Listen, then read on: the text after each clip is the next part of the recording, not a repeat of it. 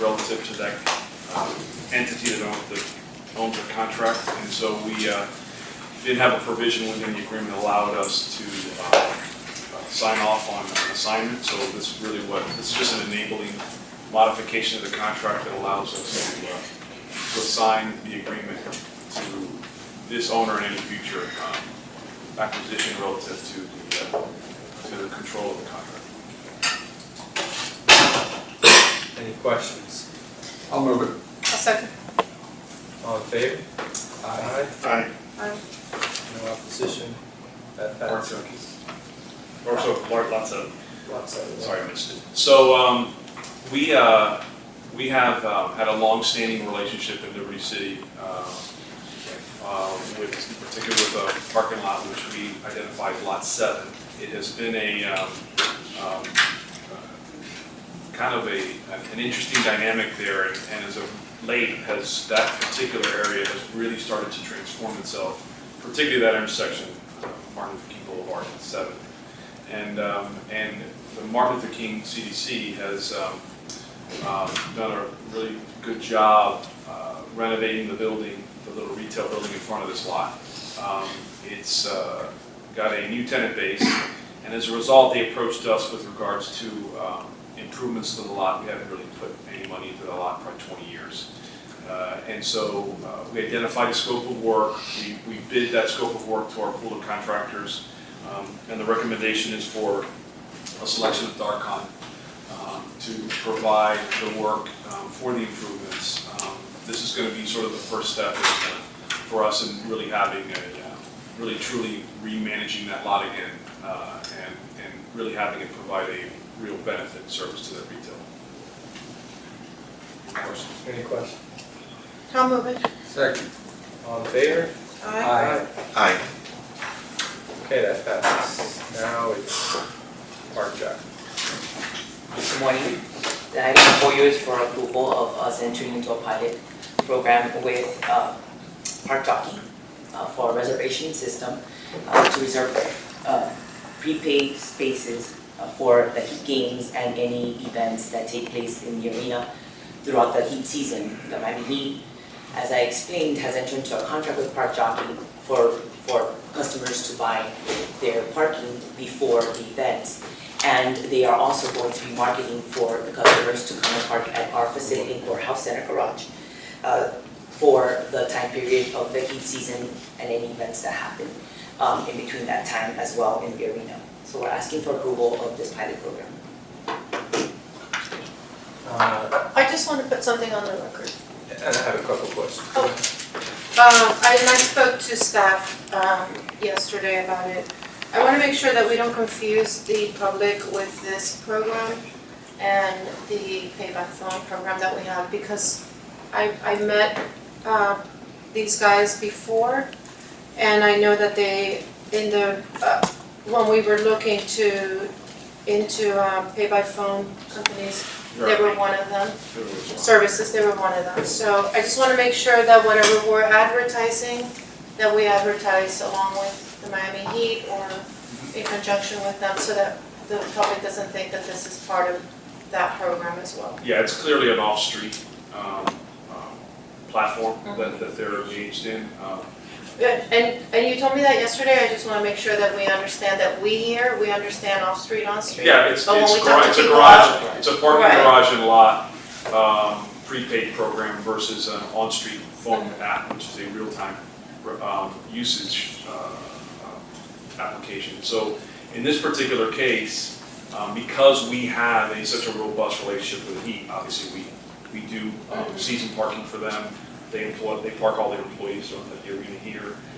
We have had an ongoing relationship with them, and for the longest time we've tried to promote our College Station Garage as a venue for Heat games.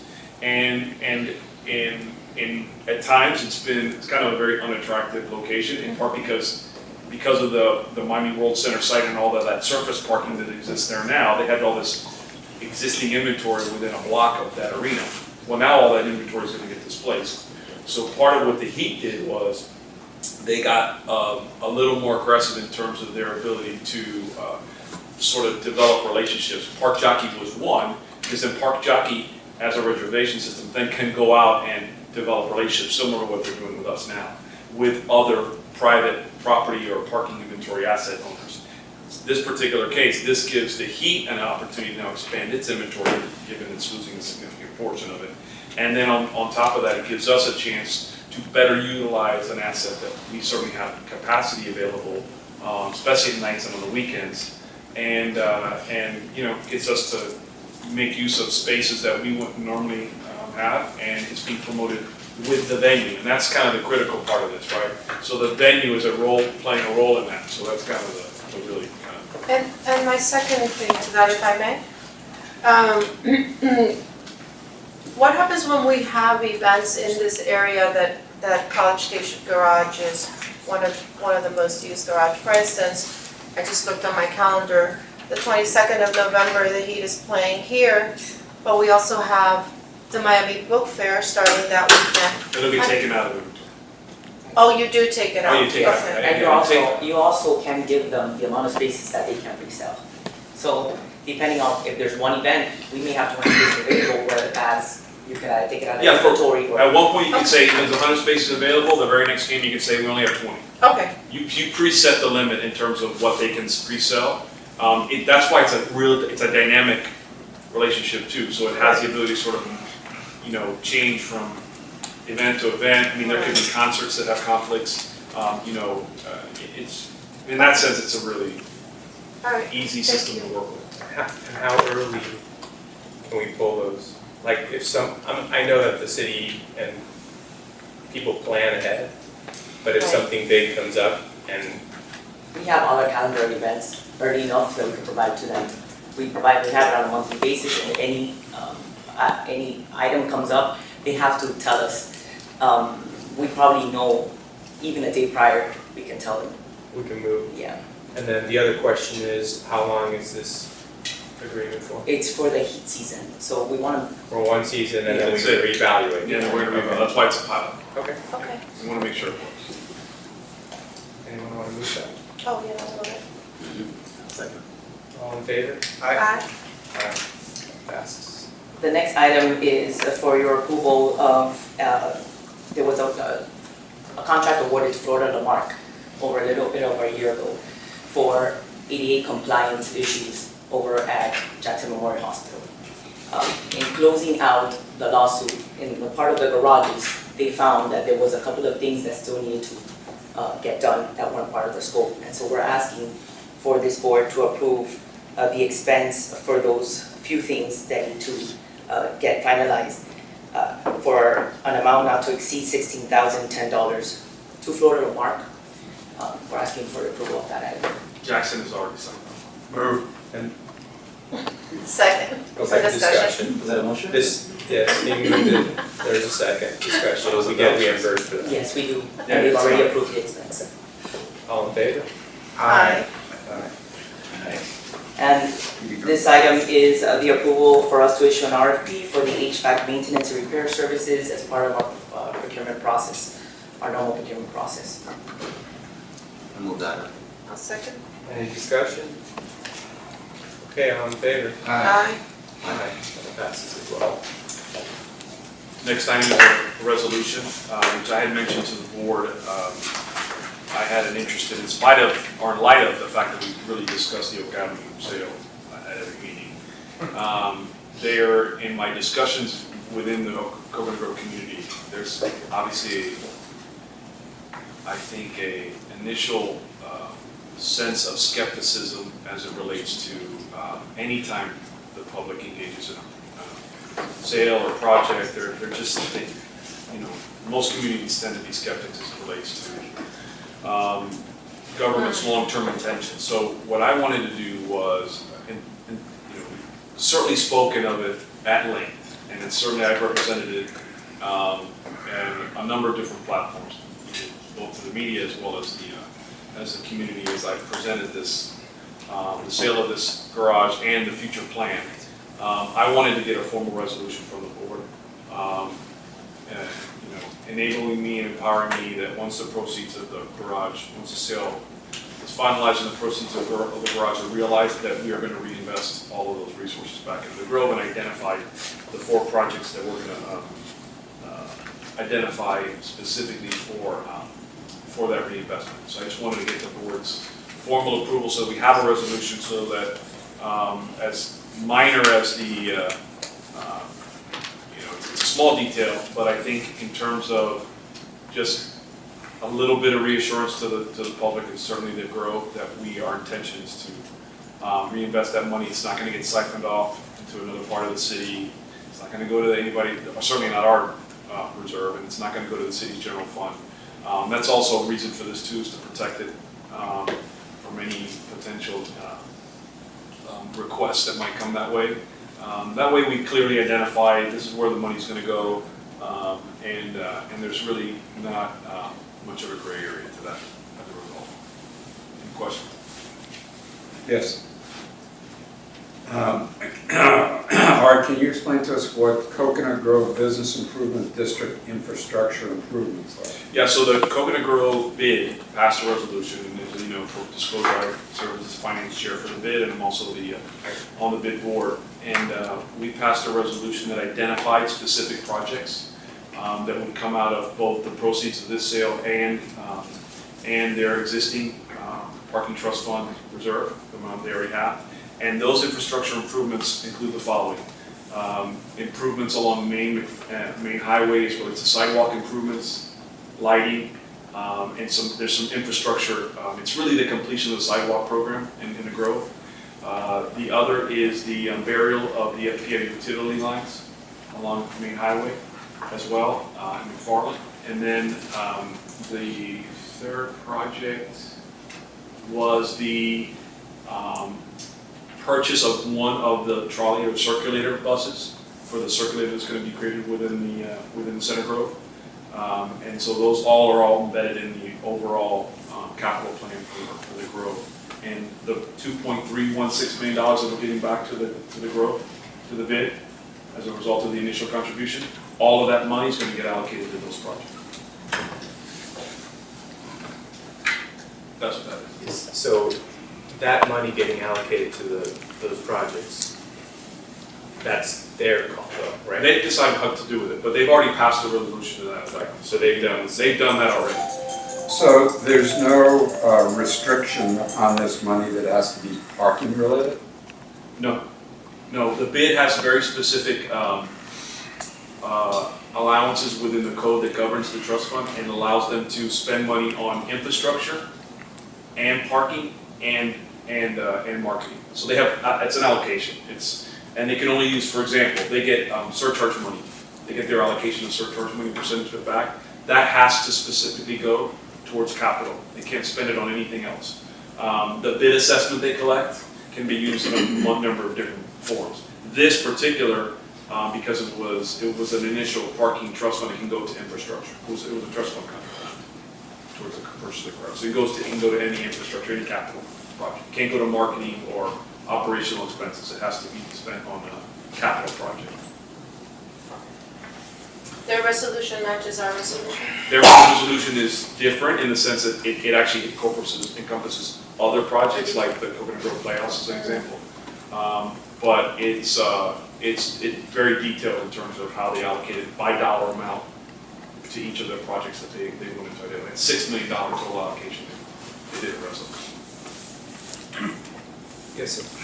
Good morning, my name is Al Crespo. On Monday, I sent Mr. Noriega a letter. Got shifted entirely because there was a new grass area sort of created to one side, which is for future boat storage parking during regatta season. So I consider it new parking, whether it's the 120 net or you subtract 120, the surplus is still well above 600. And I've been crystal clear with everybody when I presented it. So it's one of those scenarios where that particular lot, in particular as it relates to future use, it is primarily going to be open and available to the public. It will be metered with the exception of public meetings in City Hall. So when there's a City Commission meeting, we won't charge for that lot. But it will be a metered lot going forward. And by the way, there's also an MOU being drafted for a revenue share so that the bid gets a percentage of that revenue as well. So we're giving back to the center growth as well on a revenue. And that goes into their parking trust. Yeah. Mr. Chair, quick question. My wife Carla reminded me the other day that words matter. So it says here, particularly in the last paragraph for Coconut Grove, is that particularly or solely? Is it the proceeds are strictly for Coconut Grove parking projects, or is it including but not limited to? No, it's all Coconut Grove. There's no. So then it should say solely. It should say solely. That's fine. Can we make that We change? can change that. He's the attorney. She would agree. No, I mean, Tiffany's happy, so Yes, I was so gonna she's say, gonna take, she's, I used to I already see her really- face, so I don't have an issue with saying specifically at all. I That's the think intent. the Grove big folks would appreciate it as well. I'll move the item if it has a Is there a second? Second. All in favor? Aye.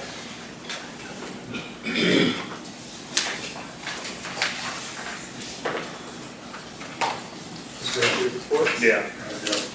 Sure. I think that's the last vote. Yeah, it is the last item. As far as my report, I have good news relative to the skate park. They are officially taking possession of that lot this week. And we'll begin what we'll call phase one of the skate park layout. It's going to have some permanent, some temporary structures within it. They want to open it up and get it active while they can finalize their fundraising efforts on the full scope of the skate park. As soon as they are done with this particular phase, we're going to do a big kind of kickoff event. I'll kind of keep everybody posted. They have a group out of, I believe it's Tampa, Orlando, that's actually going to be doing the work. Orlando. It's Orlando. And so hopefully we can look at hopefully an event in the next 60, 90 days there, and we'll call it a soft opening. But we're really excited to finally get that sort of project up and off the ground. Virginia Key, the city has issued an additional amendment to the Marina RFP. I met with city staff about a week ago just to get a sense of what the potential timing was. At this point, I don't really have a good feel for it. But the intent is that we are ultimately going to build a garage there. We have the Rusty Pelican allocation as well as the future contribution from the successful proposer, whoever that may be, with the marina. At this point, until that submittal is in, and we see what the scope of that project is as it relates to not only just boat storage, but then the other ancillary uses, we'll finalize the sizing of the garage and confirm with the county, because remember there's an allocation of about 80 feet of right-of-way that we got from the county. And so we got to make sure that the footprint is consistent with at least our preliminary layouts, what we had proposed early on. But that's moving along now finally. Hopefully, Wasn't there some kind of time limit on something? there is a restriction from the county that the 80-foot of dedicated right-of-way construction has to begin within a certain period of time. Right now, as we stand right now, we're okay. But if this marina selection process gets dragged out a whole lot longer, we're going to have to go back to the county and get an extension. But that'll be the city's responsibility. It's not our land. So. Coconut Grove Playhouse, I just kind of briefly mentioned. I had a meeting with Michael Spring yesterday. We have these regularly scheduled sort of updates. They are in the environmental testing phase of the building right now. It should be done with that in the next, hopefully about next week. And then at that point, both the structural engineer gets in there and the historic preservation guys actually physically get started with their assessment of the existing building. And that process will take, a few months. What Michael's staff is doing for me is they've sent me some preliminary utilization numbers that were provided them by the future operator, or by the future operator, it's Cable Stage. We're going to be running some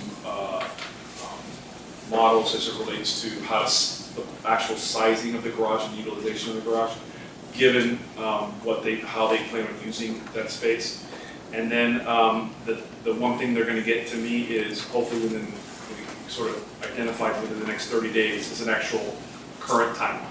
So in other words, when the historic preservation assessment and the due diligence on the site plan creation is ready, and then at that point it's, all the different milestones that have to be achieved in part of that, which is identify the site, the building, do the historic preservation vetting, go through whatever public process is going to be required as part of that, and then at that point, finishing the design, all of those various milestones will identify a bid portion of it for the construction, and then the construction timeline. So, because I want to try to get at what is a rough estimate of when we think we're going to start that project and when it'll be finished, because that's honestly a question I get from everybody in the Grove consistently, in part because we're committing some substantial resources to that, and that is the one project on our list that is still fluid. We don't really have a strong sense of when.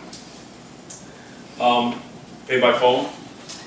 We are approximately this month at 59%, so we keep on being at the higher end of 50s, we even hit 60 last month. And I'm sure Margarita will talk a little bit about the efforts that are ongoing and upcoming to continue to promote pay by phone and get people to sign up. As I mentioned in the quick Oak Avenue, I did had a meeting with a community group called Group 2030 on Thursday of last week, of which if you go to Al's website, you'll take the entire thing. It's a rather long meeting. Yami and Tom were both there in attendance, and we had a pretty good turnout. I'd say it ended up being about two people coming in and out. We had about 45, 50 people all in, and there were a lot of discussion. Certainly, there's a lot of misinformation out there. Hopefully, I addressed most of it. The attorney for Tara was also there to give their perspective. Ultimately, we talked about timing, and again, I go back to the Coconut Grove Playhouse as the one sort of anomaly in terms of the when. But the hope is that a lot of what we talked about, most of it's going to happen really soon rather than later. Obviously, Regatta Park, Grove Bay, a lot of these infrastructure things, we're already about to issue the deposit on the FPL burial lines for the bid. Managing back and forth with them this week. I know that on the issue of the trolley, we're also working on some of the finer deals on the financing side of that. So there's a lot that's going to happen here by the first quarter of next year, hopefully, certainly by the mid part of next year. So the one good thing is that we'll be able to go back to the road and kind of show that the money's actually being spent.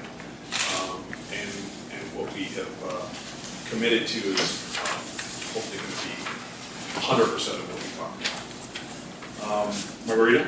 I had a question about that for you. So one of the, and you were there, one of the questions or comments that came up at the meeting was all of the things that we're putting money into, there seemed to be a perception that those things were already going to be funded. Can you help me understand why that perception was there and what's the difference between us putting the money in Sure. versus? So there's a big difference from when you put money into when you finance or leverage. And Scott and I talk a lot about the issue of what's our future plan, capital plan, Alex. We constantly updating that. And a lot of times they involve, when you want to expand your program from a capital standpoint or an asset standpoint, that involves borrowing money, you got to leverage against it. This is the one unique opportunity, of which we've never had before, to take an asset that has been really, for a very long period of time, underperforming, leverage it, and actually build additional inventory and infrastructure, right? It's not just related to parking, because the bid's going to do their piece. But we got the bid back their money. By the way, that in and of itself is a major departure from what has historically happened in the public realm relative to when money gets put into a project. Municipalities and counties very rarely ever get that money back. And so we're giving the bid back their money, so then they can then re-leverage it in whatever way they see fit. But, to have done, the one project we certainly would have, I think, well, I'll say this, Grove Bay and the Playhouse were both projects we have queued up as part of our capital plan. They are. The big difference maker is, we would have had to have borrowed money. I mean, we would have had to have leveraged probably close to $11–12 million alone on those two projects that we now don't. So what that does, when you talk about strong fiscal policy and a good strong perspective in terms of how to put together a pro forma, if you can build two facilities and not take on any debt, right? What that does, one, to your overall success of your bottom line, and then how you become a better resource to your municipality, which is in essence what we are. You know, one of the things that is kind of forgotten, and a lot of times when we talk about monetizing, this monetization effort and all these P3, when you look at cities like Chicago, and I'm going to use them as a perfect example, Chicago sold off assets. So they got rid of Millennium Park Garage, they got rid of all of their on-street inventory, they sold their toll bridge. Privatized. Skyway. Yeah, they privatized it all, and they put every single dime of that money into buying down debt. They didn't build anything new, they didn't repair their aging infrastructure as it relates to their transit system. They literally bought down debt because they were so broke as a municipality that they were up against a huge debt balloon. Organization was a bomb that was going to go off from a pension obligation, and they knew they needed to buy that down. So they really put all their money into sort of buying down a liability rather than actually building infrastructure. We're doing exactly what good fiscal policy ought to be, which is taking an asset and re-leveraging it to build more. We're not putting it into the general fund. We're not paying off debt. We're literally reinvesting all of that money into new projects, and that's really what we ought to be doing, and I think that's just good sound policy. So would some of those projects have been built? They may have, absolutely, without the money. Now, the Regatta Park parking would not have happened if it weren't for the sale of this garage. It won't happen because the city, unless the city ponies up and puts money into it, which they have been very hesitant to do because they don't have any money allocated towards it now. So, And would this speed up anything else? Like, is the fact that we're putting in money helping the timeline, or is no, I mean, the just Grove a Bay has its own financial- timeline, and it's predicated on, it's been delayed because of litigation, and unfortunately, that thing should have already started. So it's But, more of a financial benefit plus the one garage that you're talking about? yeah, look, it's an economic benefit to us to be able to build something and not have to borrow money to do it. It's a huge asset to us. I just thought it was, I mean, we're here, we get the briefings, it makes perfect sense to me, we're kind of business people, sort of get it, but, it's important. Well, but that's why it was important for you guys to be there, by the way, because you can actually hear it. It's not just me telling you the conversations I have in the community. You need to see it. So that was why I really wanted both of you guys to be there. I appreciate it. Thank you. Good Sorry, morning. Margarita Delgado, MRD Consultant for the record. Mr. Chairman, I'm sorry I was late. I had the meeting at 8:30 in my calendar. That's okay. Thank you. Sorry. That was my fault. I changed it. It's better at 8 o'clock. As Ms. Argutin was saying, we're kicking off a campaign to promote pay by phone through the beginning of the holidays, beginning of December, with SBS, Spanish Broadcasting System.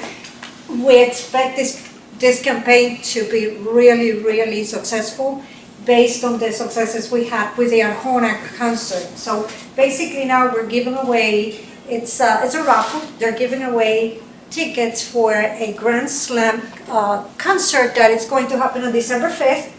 And people are able to enter if they register and download the app for Pay by Phone. So the average of registrations per event, the last time was 30 to 35. So we expect that within a 2-hour period. We expect it to be much better. This time it's like 13 or 15 singers, so high profile. So Will you be at the Miami Book Fair as well? Yes, of course, always. We're working on this exciting project also in Wynwood, in connection with our Basel, as you all know, Park Your Art, and No pun intended. No, actually, There is a fund there. somebody came up with art, park something, and I said, we're not parking our CEO, so let's avoid that. tagline. Anyway, so they got an interesting proposal from artists, emerging and established. And the painting event, they'll be painting the 7 display machines throughout Wynwood. It's going to happen on the 19th. That will be promoted heavily through the media. And Rolando and I have done this month our 5-minute radio capsule, so we're promoting it as well as play by phone. So it's still open, the selection process is It's still closed. It's closed. It closed on the 23rd, Sorry, yeah. and Rolando has been on the media promoting it as well, TV and radio. And so we'll do that again. Also, If I may add, I'm sorry, Margarita, we're meeting today in a committee to review the submittals. So Okay. after this Did meeting, you guys see the pictures? No. Of the mock-up that was done? Do you have those, Roll?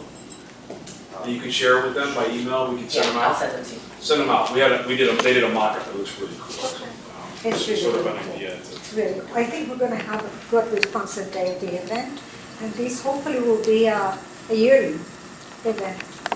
It's pretty unique, and that's why we're pitching it, because I don't believe there's any other parking organization in the United States that has ever done parking and art. So this is the beginning, and as you all know, we're working on this project, kicking off in March for our 2016 Art Basel. That's a separate one. Writing content to promote the APO accreditation, which is so important. Working on the suggestion that Mr. Nordstrom made at the last meeting to name some of the lots. And so I want to move very careful with that, with the naming process, because sometimes those naming projects can go back to haunt you. So I've had some recommendations that I haven't distributed yet, but I want to make sure we're vetting those names.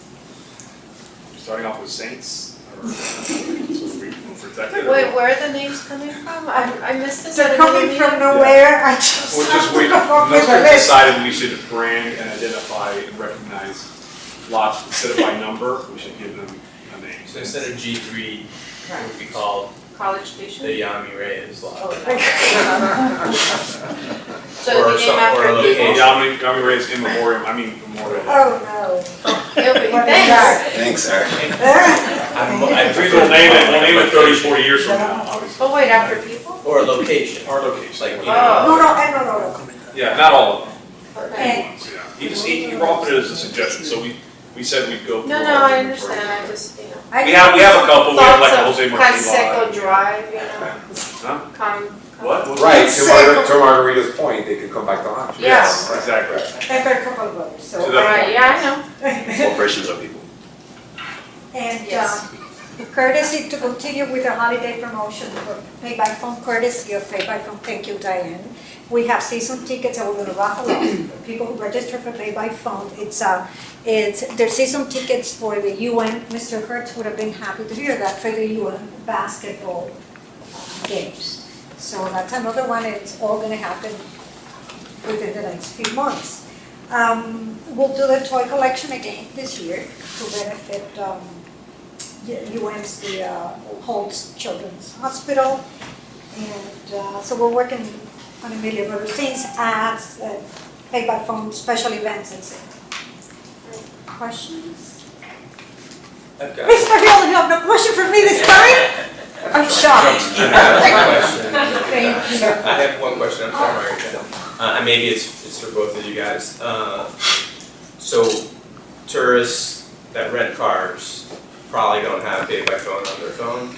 Is that like the next concept of where we go to help boost some of that? I'm assuming they like are, I've seen them walking around trying to figure out what to do. I've actually helped some of them. This is where you put the dollar, this is how it works, it's gotta be exact change or whatever. I like that. I don't remember we mentioned a few months back, the Visitors Bureau relationship. Yes. So we still have Something in rental Do cars. we have an internal contact that we deal with the convention?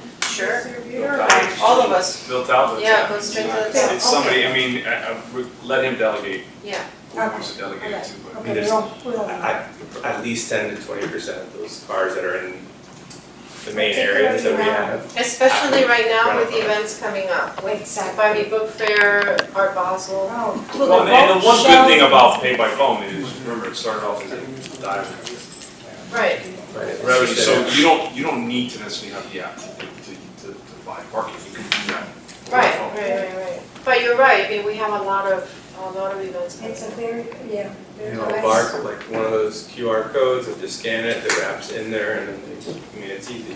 Margaret, it's gonna be Rolando, VP of Marketing for the Visitors Bureau. Yes, He's I like had the it, person. right? Yes. Yeah. Mhm. Okay. I think you were talking about me, I was like, what, another thing I gotta do? He's wearing a new hat. Big co-workers. Any other Thank you. questions? What? All right, to adjourn. Second.